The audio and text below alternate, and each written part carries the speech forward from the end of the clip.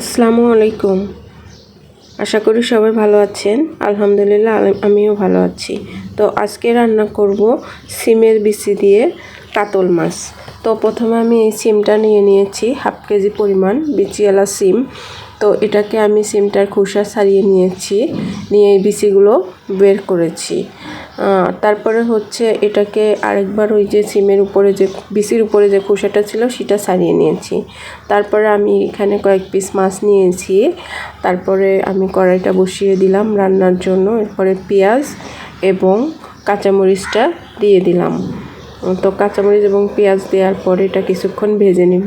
ভেজে নেওয়ার পরে আমি আমার বাটা মশলাটা দিয়ে দিলাম। তো সবাই জানেন বাটা মশলা হচ্ছে আমার জিরে, একটু আদা আর কয়েকটু কোড়া রসুন। তারপরে দিয়ে দিলাম স্বাদ মতো লবণ। তো স্বাদ মতো লবণটা দেওয়ার পরে এটাকে ভালোভাবে একটু কষিয়ে নিতে হবে তেল ওঠা পর্যন্ত। তারপরে আমি এটা দিয়ে দিলাম একটু হলুদের গুঁড়া, কারণ হচ্ছে হলুদের গুঁড়াটা আমি পরে দিয়েছি, মশলাটা আগে ভেজে নিয়েছি। এরপরে দিয়ে দিলাম আমি আমার সেই মাছের টুকরোগুলো। তো মাছের টুকরোগুলো দেওয়ার পরে এটা একটু ভেজে নেব কিছুক্ষণ সময় নিয়ে।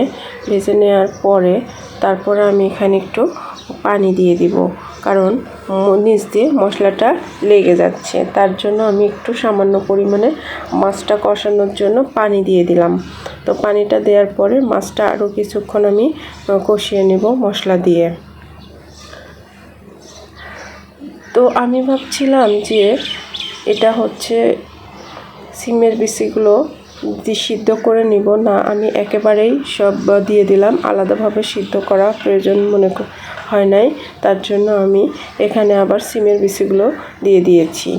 তো সিমের বিচিগুলো দেওয়ার পরে হচ্ছে আর একটু নাড়াচাড়া করতে হবে, আর একটু কষায় নিতে হবে, কারণ বিচিগুলো তো আমি আলাদা সিদ্ধ করিনি, এটা সিদ্ধ হতে একটু সময় দিতে হবে। যার কারণে এই যে সিমের বিচিগুলো আমি আলাদাভাবে হচ্ছে কষায় নিচ্ছি মাছ দিয়ে একেবারে একসাথে। তো এভাবে আস্তে আস্তে নাড়তে হবে যাতে মাছগুলো ভেঙে না যায়, কারণ মাছগুলো তো অলরেডি সিদ্ধ হয়ে গিয়েছে। তারপরে আমি দিয়ে দিলাম আমার হচ্ছে তরকারির ঝোলটা। তো তরকারির ঝোলটা দেওয়ার পরে হচ্ছে যাতে সিমের বিচিটা সিদ্ধ হয় সেই পরিমাণের ঝোলটা আপনাকে দিতে হবে। তো আমি সেই পরিমাণ ঝোলটা দিয়েছিলাম। তো সিমের বিচিটা সিদ্ধ হয়ে গিয়েছে। এ পর্যায়ে তরকারি রান্নাটাও হয়ে গিয়েছে। তরকারিটা আপনারা করে দেখবেন, অনেক ভালো লাগে খেতে। আমার আসলে তরকারিটা অনেক টেস্ট হয়েছিল, আমি কয়েকবার করে খেয়েছিলাম। তো এই হচ্ছে অলরেডি। সবাই ভালো থাকবেন। আল্লাহ হাফেজ।